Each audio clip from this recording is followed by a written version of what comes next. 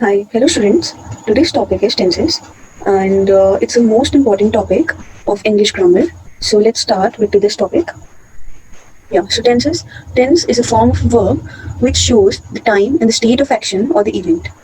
So basically, without tenses, we can't pronounce anything. We can't be very pick up with every kind of line we speak in every present, past, or future.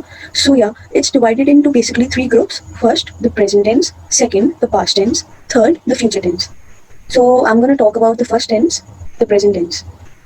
A verb that refers to the present time is said to be in the present tense. As suppose I'm writing something, so I would rather say that in the present say I write, Geeta is dancing, my father has come, are we playing hockey, have we boiled the water, do not make noise. This rather means that in I write, I'm talking about the sentences. Let me, highlight these tenses for you. Yeah, I'm talking about this tense. Suppose it's I write. I write. I write is the first tense of the present tense, which is particularly known as the present indefinite tense. Second, Geeta is dancing. This is the second tense of the present tense, which is particularly known as the present continuous tense. Third sentence, my father has come. This particular tense is known as the present perfect tense. So this is the opposite of these tenses, like in the questioning matter, that are we playing hockey, have we boiled the water, or something like that. So I hope you guys are clear with the present tense. Actually not clear with the present tense because I'm going to explain in further below. So let's talk shortly about the past tense.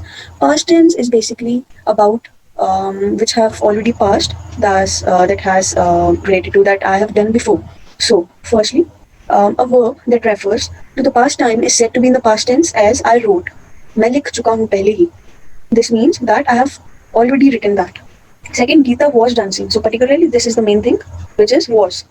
I'm gonna tell you guys where with was where we have to generate in further terms. So yeah, this is just a brief introduction to the tenses. I'm gonna explain further about tenses very more. So third, the future tense, a verb that refers to the future time means जो आने वाला कल है is said to be in the future tense as I shall write मैं लिखूंगा, he will play, I shall be taking tea मैं चाय लूंगा, then she will have cooked food. I think this is the future perfect continuous tense. Yeah, I'm going to explain it further as I've told you before.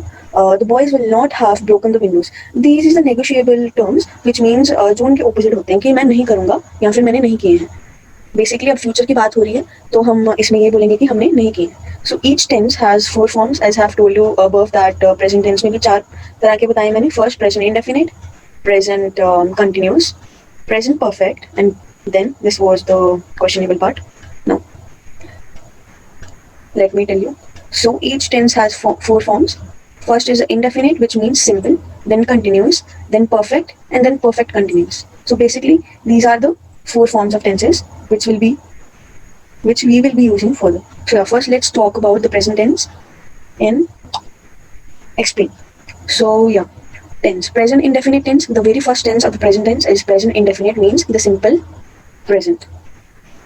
Rule, subject plus verb की first form plus SOS plus object. These rules you guys should have learned in 6 to 7 standard or something like that. But yeah, it's very very important and ये future में tenses हमेशा ही काम आते हैं. And जब भी हम बोलते हैं या फिर कोई भी प्रोनाउंसिएशन करते हैं या फिर कोई भी सेंटेंस फॉर्मेशन बनानी है, so the tenses are the rules of that matter. So example, इसके एग्जाम्पल क्या लगेगी? Subject means Rekha. Rekha, okay.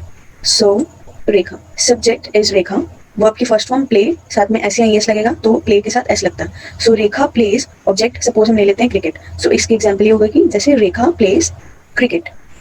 या सो present, I think if you have not understood what I'm trying to say, I'll explain it again. You don't have to go before to understand again. Present indefinite tense, subject plus verb की first form plus SOS plus object. Example, Rekha plays cricket. Okay, have you understood? I'm going to tell you one more example of that. Suppose if we take Rohit instead of Rekha, तो subject तो वही रहेगा. Verb की first form, suppose वो TV देख रहे हैं. So Rohit watch, watch के साथ watch is first form of the verb, watch के साथ ES आएगा. So Rohit watches what? Television. Okay, understood. Object is television. क्या देख रहा है? वो टीवी देख रहा है. So basically, I think you guys would have understood what I'm trying to say. So that's it for the present indefinite tense.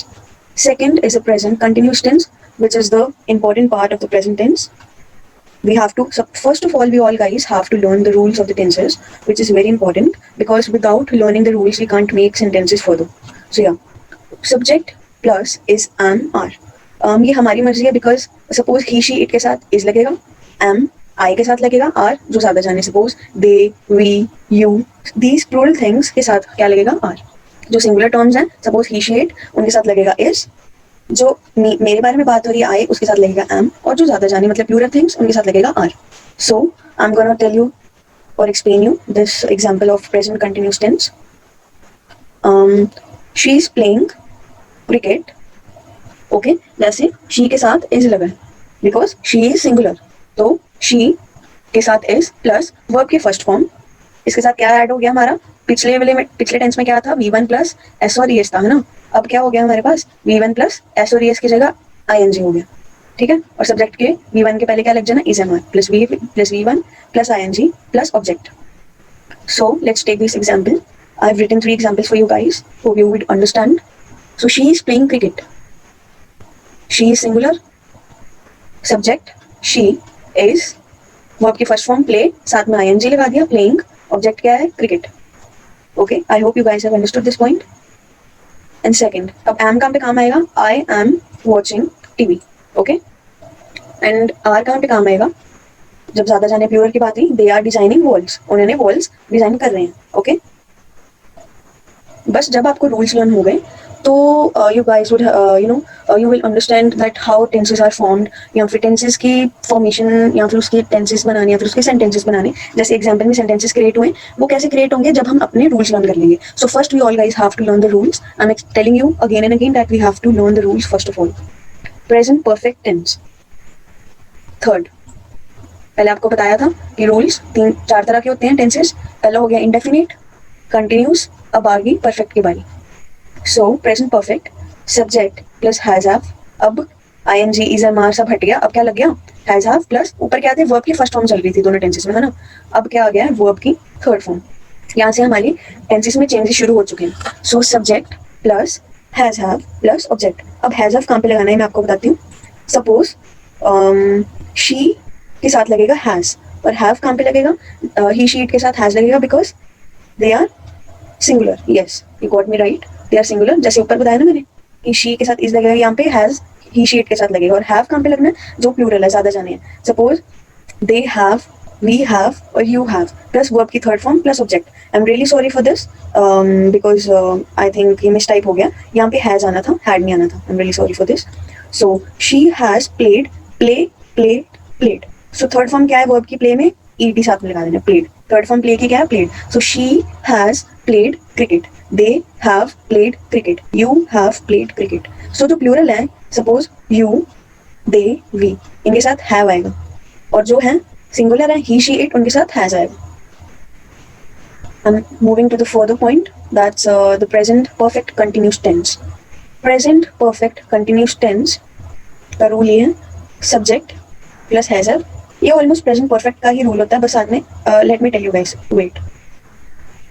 जो fourth tense है ना हमारा प्रेजेंट परफेक्ट कंटिन्यूस टेंस है ना, वो क्या है? इट्स अ मिक्सचर ऑफ किसका? प्रेजेंट कंटिन्यूस का और प्रेजेंट परफेक्ट का. उसके नाम से हमें पता चल रहा है ना कि प्रेजेंट परफेक्ट और कंटिन्यूस. सो परफेक्ट और कंटिन्यूस दोनों ऐड हुए, फिर जाके प्रेजेंट परफेक्ट कंटिन्यूस टेंस बना है. सो इसका रूल ऐसे है that subject Rekha has have, Rekha singular है, एक लड़की है तो हैज लगेगा, अगर ज्यादा जाने होते तो हैव लगता. प्लस बीन, अब इसमें क्या चेंज आया है? सिर्फ बीन लगाना है और बाकी सब उनका मिक्सचर है. सब्जेक्ट प्लस हैज हैव इधर से ले लेना है प्रेजेंट परफेक्ट से, प्लस बीन हमने खुद से लगाना है, plus V1 plus ING continue से आना है, साथ में object. It's very easy to learn rules अगर हमारा मन हो जाए एक बार लर्न करने का तो. सो या it's basically very easy. Subject plus has have plus been plus verb की first form plus ING plus object. Okay, let me tell you guys how to form this sentence. Rekha is subject, है साथ में लगा है, been plus V1 verb की first form work, साथ में ING working, lately in office, object office में काफी देर तक वो काम कर रही है. Okay, I am again explaining you guys that present perfect continuous tense is a mixture of present perfect tense and present continuous tense. अगर आपको समझ नहीं आता तो एक बार आप वीडियो में पीछे जाकर भी मेरी बात सुन सकते हैं. So basically we are almost done with the present tense. It's very very easy. एक बार बस आपको rules learn हो जाए because we have to learn only 4 rules. उसके बाद हमें खुद ब खुद tense formation आ जाती है. Okay, I'm going to explain you the past tense now. Past tense is very easy as comparative to the present. These all tenses are related to each other because I think we are dealing with basically very normalized matter nowadays. पहले तो learn करना बहुत easy था, अब हमें online matter मिल जाता है. So yeah, tense. Past indefinite means past simple past tense. इसमें क्या होगा? Subject plus verb की second form plus object. See how easy it is. She played cricket. Subject she, verb की second form play played. So played, object cricket. She played cricket. Past indefinite tense and present indefinite tense में इतने difference है. पहले present indefinite tense का rule क्या था? Subject plus verb की first form plus es और es plus object. And past indefinite में क्या है? Subject plus verb की second form and no s or es plus object. So it's very easy. She played cricket. That's it. Second tense of the past tense is present continuous. So basically, if you guys remember that what I have explained you guys before, that was subject plus is mr plus verb की first form plus ing plus object. इसमें is mr की जगह क्या आएगा? was were. बाकी सब same है. Past continuous और प्रेजेंट कंटिन्यूस में क्या डिफरेंस है? उसमें is mr लगना था और इसमें was were लगना. एग्जाम्पल क्या लेंगे? शी वॉज प्लेइंग क्रिकेट, जो सिंगुलर है उनके साथ वॉज लगेगा, और अगर जो ज्यादा जाने सपोज दे वी यू, उनके साथ क्या लगेगा? Were. She was playing cricket, they were watching TV. They were playing cricket और she was watching TV. Anything you can take. Third, the very easy thing to do is the perfect tense. तो past perfect tense का rule क्या है? पहले present perfect rule ऐसा था कि subject plus has था और प्लस V3 था प्लस ऑब्जेक्ट था, है ना. अब इसमें क्या है? सब्जेक्ट प्लस हैज की जगह हमने क्या लगा देना? Had. There are perfect rule ऐसा था कि सब्जेक्ट प्लस हैज था और प्लस V3 था प्लस ऑब्जेक्ट था, है ना. अब इसमें क्या है? सब्जेक्ट प्लस हैज की जगह हमने क्या लगा देना? Had. There are only few changes which we have to do because present and past are almost the same tenses. बस थोड़े थोड़े माइनर मिस्टेक्स के कारण ही स्टूडेंट्स हमेशा गलतियां करते हैं. सो सब्जेक्ट प्लस हैज की जगह यहाँ पे क्या लगेगा? हैड. बाकी सब सेम रहेगा. क्या? वर्ब की थर्ड फॉर्म प्लस ऑब्जेक्ट. इसकी एग्जांपल कैसे आएगी? दैट रमेश जो सिंगुलर बंदा है, इसमें सिंगुलर हो चाहे प्लूरल हो, जब पास्ट परफेक्ट की बात हो गई तो हैड ही लगना है. Okay. Ramesh had done his work. Ramesh had do did done. Do की third form done. Okay. So third form done his work, उसने अपना काम कर चुका है.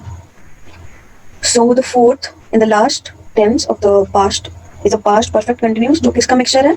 पास्ट परफेक्ट टेंस का और पास्ट कंटिन्यूस टेंस का. इसमें क्या है? सब सेम है. इसमें क्या लिखना है? हैज की जगह सिर्फ had. That's it. Subject plus had plus been, तो पुराने वाले टेंस में से ले लेना सब, और बाकी सब same. V1 plus ing plus object. उसमें हैज था, इसमें हैड है. ओके. इसमें भी आपको बताया, उसमें भी हैज था, इसमें हैड है, इसमें भी. So example continuous with like that. Rohan had been watch, first form verb की साथ में ing plus object, had been watching TV. It's very easy. You guys just have to learn the rules. Future tense, जो आने वाला है. Future tense is basically the most criterion tense of the tenses part. So let us start with the future tenses.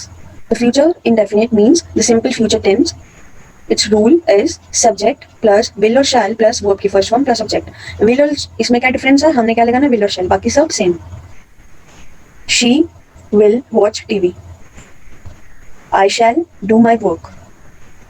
Subject she, will और shall में से will लगेगा she के साथ, plus verb की first form watch plus object is TV. Have you guys understood? Okay. So future indefinite tense is like we just have to add will or shall and बाकी सब same रहेगा. Future continuous tense, the second one. Subject plus will or shall plus be. This is a new part. Will or shall plus be, बाकी सब same. V1 plus ing plus object. She will be doing her work. She will be do is the verb की first form plus ing doing her work. Okay, I hope you guys are clear with this. Future perfect tense, the third one, subject plus will or shall ऊपर की तरह ही plus इसमें क्या लगना है, only have, no has, no had, only have. she subject plus will or shall plus have. और perfect की एक बात हमेशा याद रखना कि present perfect, past perfect, future perfect, जो मर्जी टेंस हो उसमें क्या लगना है, वर्ब की हमेशा थर्ड फॉर्म ही लगनी है. और जो फ्यूचर, जो परफेक्ट, जो कंटिन्यूस टेंस होते हैं उसमें कौन से लगते हैं, हमेशा ही वर्ब की फर्स्ट फॉर्म और आईएनजी लगने ही लगने. These two. सो या, let me explain you guys the example of future perfect tense. Rakesh will have finished the novel by Sunday. Sunday तक वो अपनी नॉवल फिनिश कर देगा. ये फ्यूचर की बात है ना, तो अभी वो नॉवल पढ़ रहा है पर संडे तक लग रहा है कि वो फिनिश कर देगा.